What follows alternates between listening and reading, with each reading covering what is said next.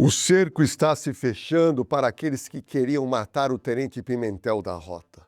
A investigação avançou e avançou muito, sendo que todos os atores que participaram da emboscada já foram identificados pelo DHPP. Uns foram presos, outros foram mortos e resta ser preso o principal, que é o autor do disparo contra a cabeça do oficial da Rota. Mas o principal deste roteiro é que minha equipe de produção conseguiu detalhes importantes da investigação a respeito de qual seria a motivação para esse crime tão bárbaro.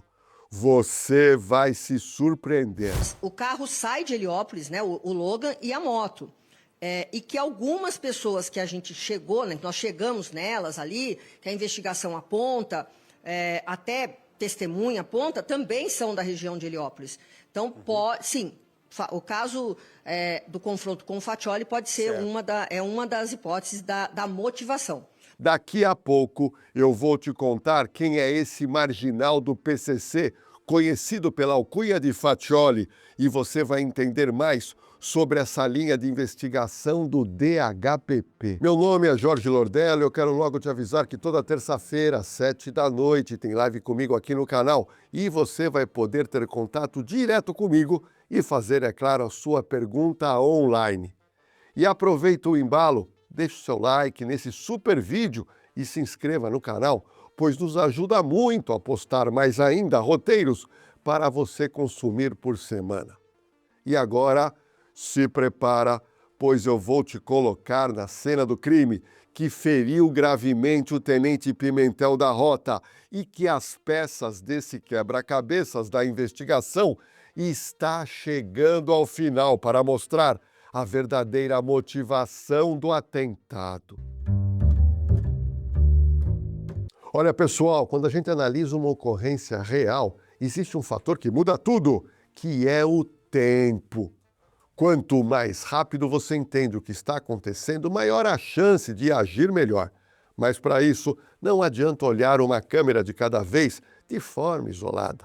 Você precisa conectar informações. Uma ocorrência pode começar em uma rua, passar por outra rua, envolver um veículo, uma placa, alguém observando uma rota de entrada ou uma rota de saída. Quando as câmeras de segurança estão integradas, a análise fica mais rápida, fica mais completa e mais útil para quem precisa tomar providência, principalmente, é claro, a polícia. A empresa CoSecurity trabalha exatamente nessa lógica. Integrar câmeras, integrar imagens e informações em uma grande rede colaborativa que auxilia clientes, auxilia comunidades e também as autoridades. Hoje, essa rede da CoSecurity está conectada ao Smart Sampa, ao Muralha Paulista, ao Muralha Digital em Curitiba, o Monitor OZ e também lá no Rio, no 190. Isso mostra uma coisa muito importante, gente. A câmera deixa de ser um equipamento passivo e passa a fazer parte de uma estrutura inteligente de apoio. Na manhã de sexta-feira, dia 17 de julho de 2026, um homem vai até o Palácio da Polícia Civil pela manhã e ele se apresentou ao DHPP para ser preso. Ele tinha medo de ser morto e, por isso, se entregou à Polícia Civil. Ele estava com prisão temporária decretada. Na ocasião, o homem afirmou aos delegados que estava se entregando para não morrer. O nome do suspeito é Luiz Altino da Silva, ele tem 42 anos e ele é conhecido como Chuck.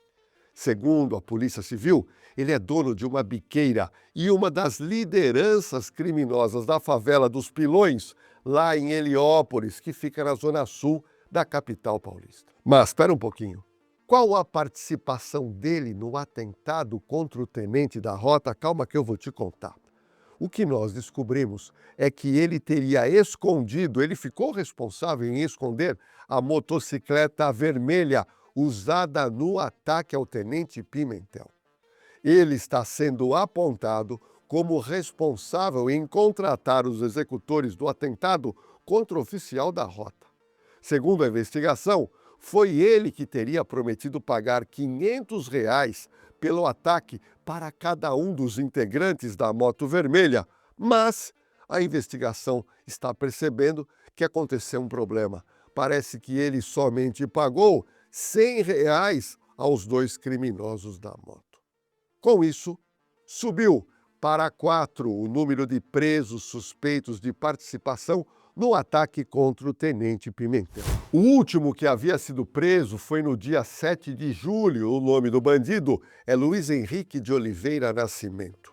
Ele foi detido na comunidade lá de Heliópolis. Segundo a polícia, Luiz Henrique de Oliveira Nascimento foi identificado como responsável por abandonar a moto usada no atentado. A investigação apura se ele também deu apoio aos executores do ataque. Mas tem um outro ponto muito importante que está intrigando os policiais civis do DHPP. A Polícia Civil quer saber onde foi parar o telefone celular do tenente Ronixon Pimentel da Rota, vítima do atentado em São Caetano do Sul, quando ele foi baleado na cabeça pelo garupa de uma motocicleta. O celular do tenente sumiu, desapareceu. O aparelho celular da vítima é considerado pelos policiais do DHPP como uma peça fundamental para a investigação. O celular pode esclarecer a motivação do ataque e também apontar se o oficial da rota era seguido ou vinha sofrendo ameaças de alguém ou do crime organizado.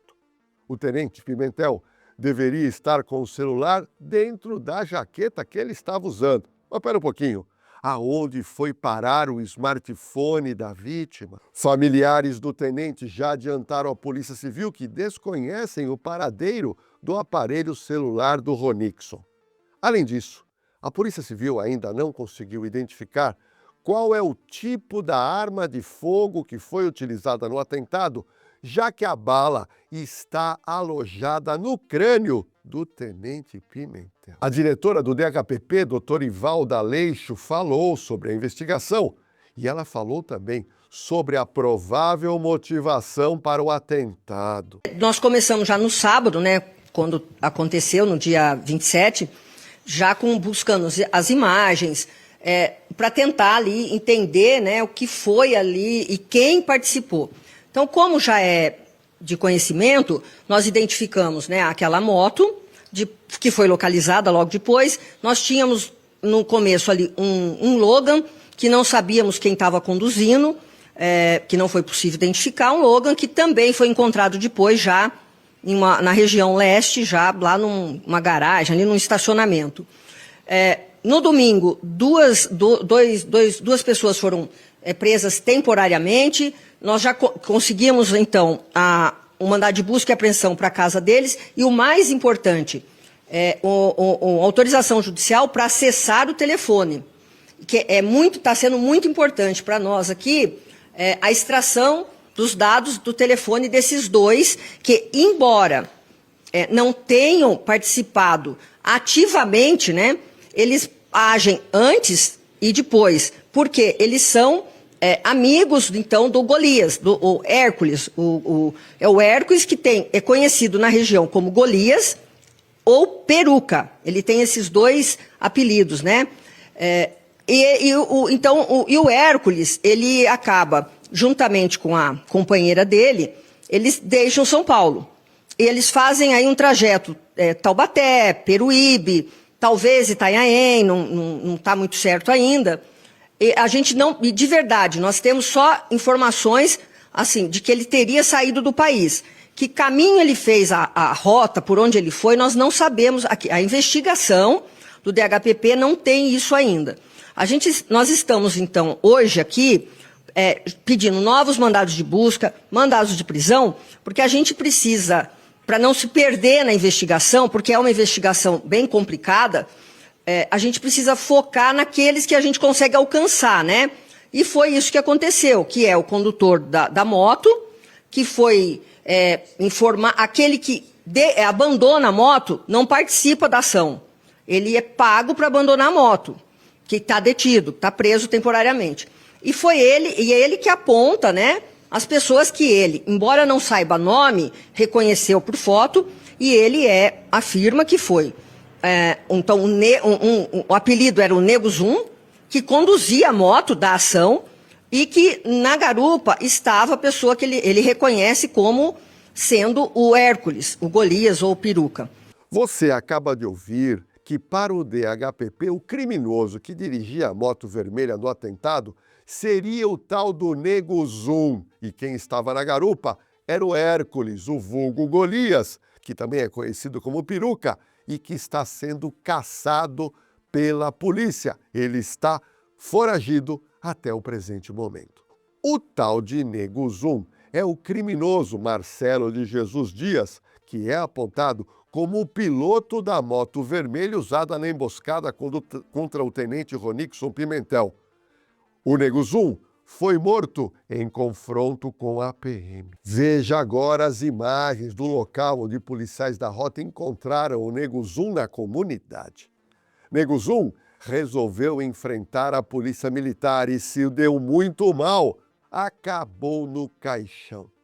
Nego Zoom tem uma extensa ficha criminal e seria integrante do 1º Comando da capital. A doutora Ivalda contou também sobre os outros envolvidos no atentado.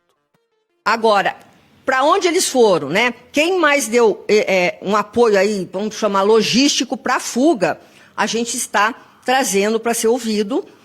Já falamos com familiares, né?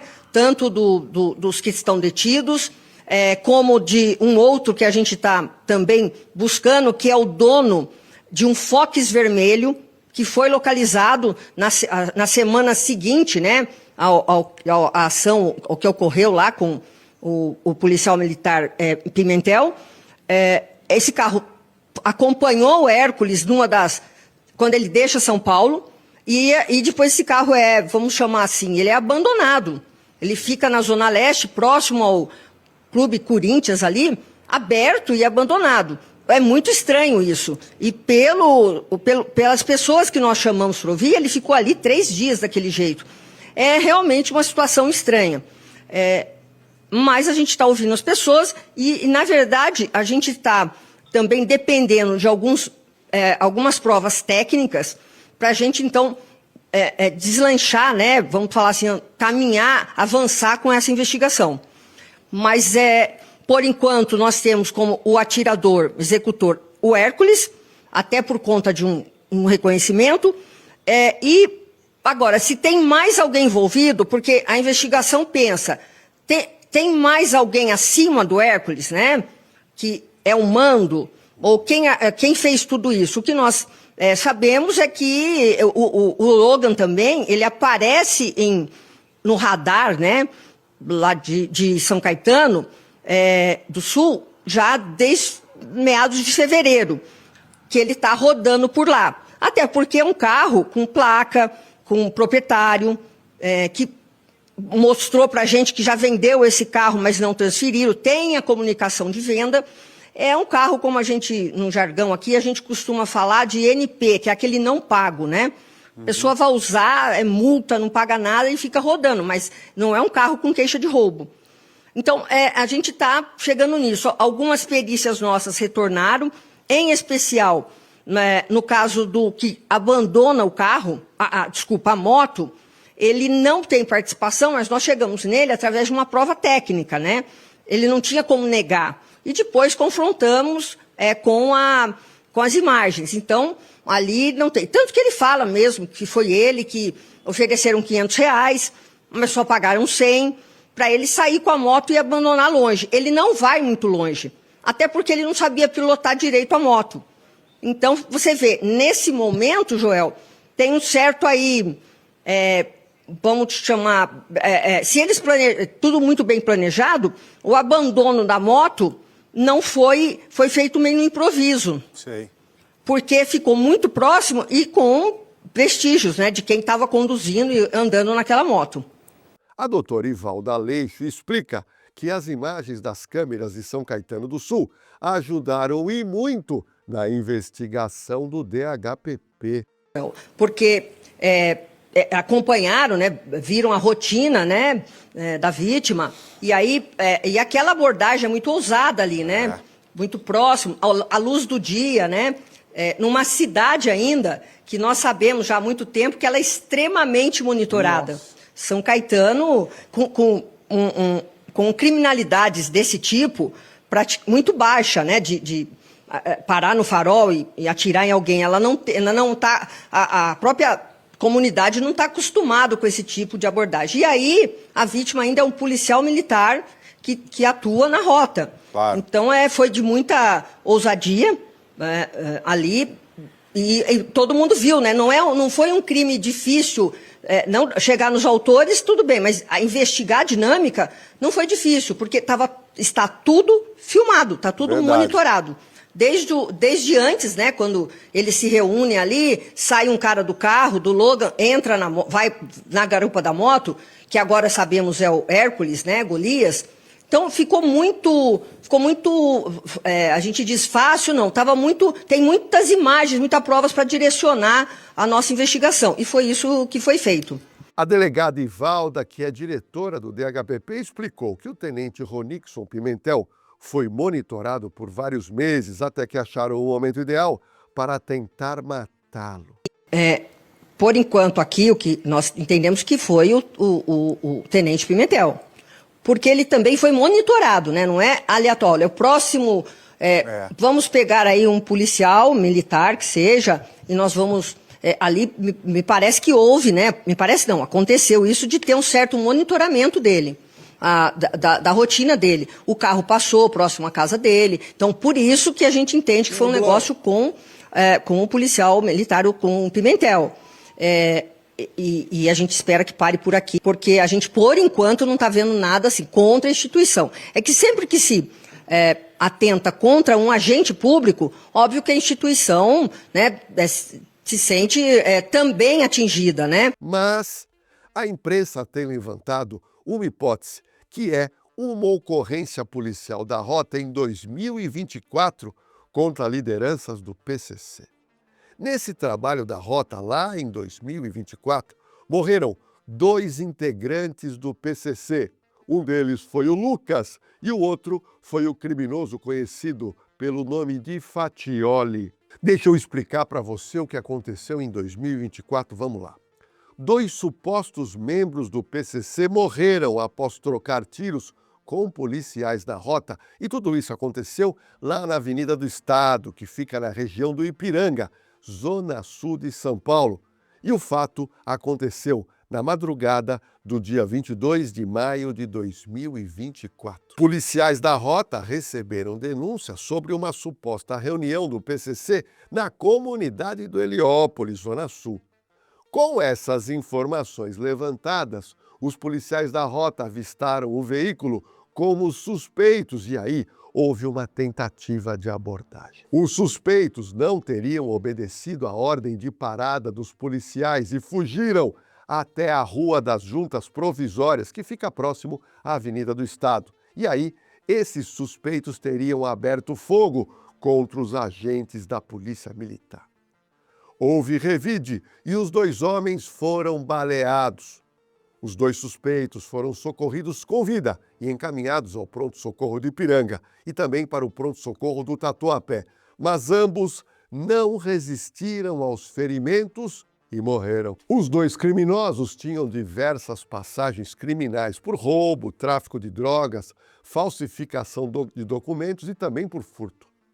Márcio Silva de Oliveira, 40 anos de idade, conhecido como Fatioli, foi um dos identificados nessa ação em 2024. Ele é apontado como um dos líderes do PCC que estava em liberdade naquela época.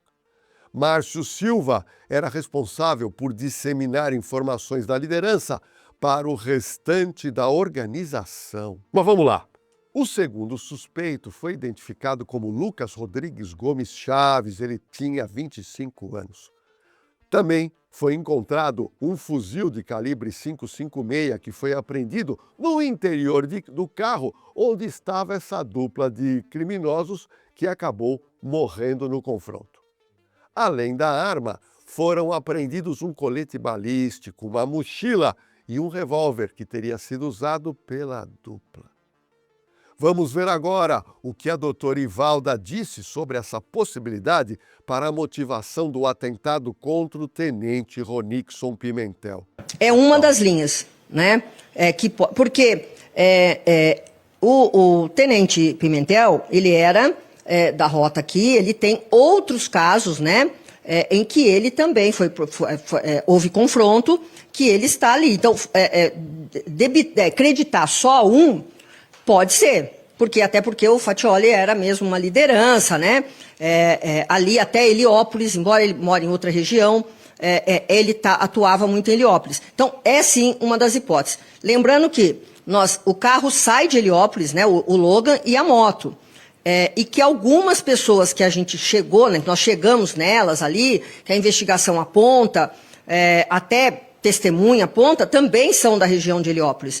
Então, sim, o caso do confronto com o Fatioli pode ser uma das hipóteses da motivação. Mas a gente não descarta outra. Mas deixa eu te explicar uma coisa, presta atenção.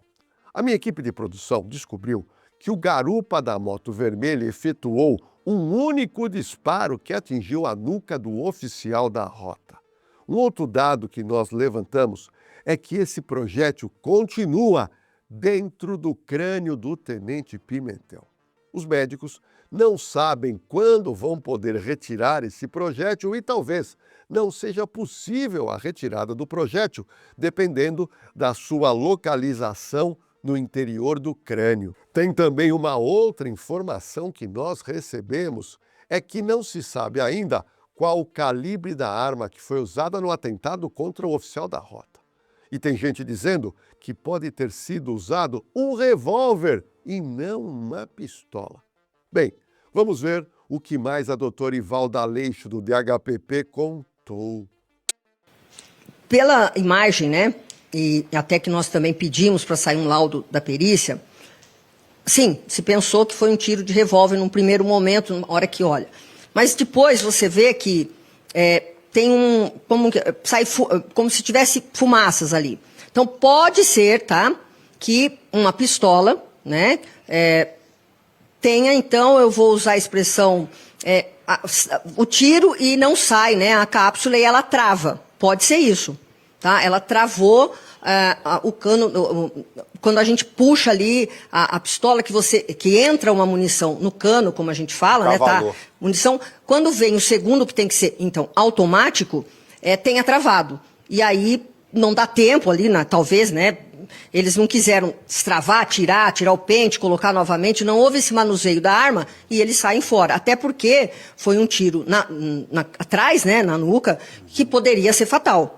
Né? Então, pode ter sido isso, porque oportunidade ali, eles tinham até de dar mais tiros, né? Porque eles chegam muito perto, praticamente a queima-roupa ali o tiro, muito perto esse tiro. Então, se trabalha com essa hipótese. Nós não sabemos ainda tipo de projétil, nós não recebemos, ele está hospitalizado, porque a última informação é que estaria ainda alojado. Eu só estou falando que a última informação, não tenho agora a situação atual, né, do tenente Pimentel, mas a gente espera que ele fique bem e que possa até, né, colaborar aqui para falar se alguém o estava ameaçando, quem que poderia ser, mas por enquanto Agora, quanto ao tipo de arma e a forma, eu concordo com você, eles poderiam, como veja, o caso do Dr. Rui, né, lá que foi a forma como aconteceu, né, abordar Mas, por enquanto, a gente tem que aguardar isso. Foi um tiro, não sabemos o que aconteceu.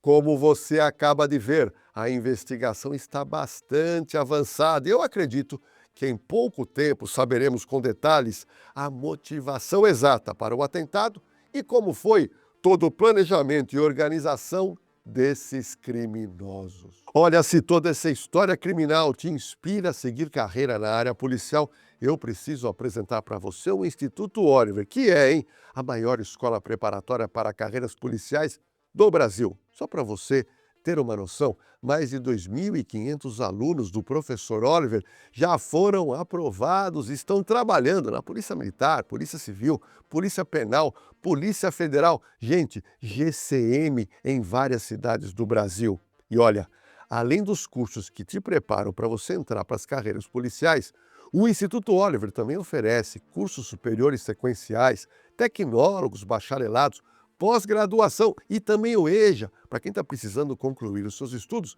e, em seguida, prestar concurso para a polícia. Então, acesse o site ou escaneie o QR Code que está aparecendo aqui na nossa tela e aí você vai estar dando o próximo passo na sua carreira profissional com o Instituto Oliver. E agora eu quero saber a sua opinião. Você acredita que a motivação está atrelada ao PCC? A investigação, você acha que está no caminho certo por tudo que você viu aqui no canal? Olha, eu estou aguardando seus comentários agora, hein? E eu estou respondendo todo mundo. Mas espera mais um pouquinho, pois eu tenho um recado muito legal para você. Anota aí na sua agenda do celular, pois toda terça-feira, 7 da noite, tem live comigo aqui no A Cena do Crime. E eu já estou te aguardando na próxima terça-noite, hein? E aproveita o embalo e deixa o seu like, inscreva-se no canal, pois nos ajuda bastante a postar mais vídeos ainda para você por semana. Ative o sininho de notificação para você não perder nenhum dos nossos roteiros e compartilhe esse vídeo com seus amigos e familiares que estão acompanhando esse caso desde que o Tenente Pimentel sofreu o atentado. E ele, como todo mundo sabe, está lutando na UTI para se recuperar e poder voltar a trabalhar na rota.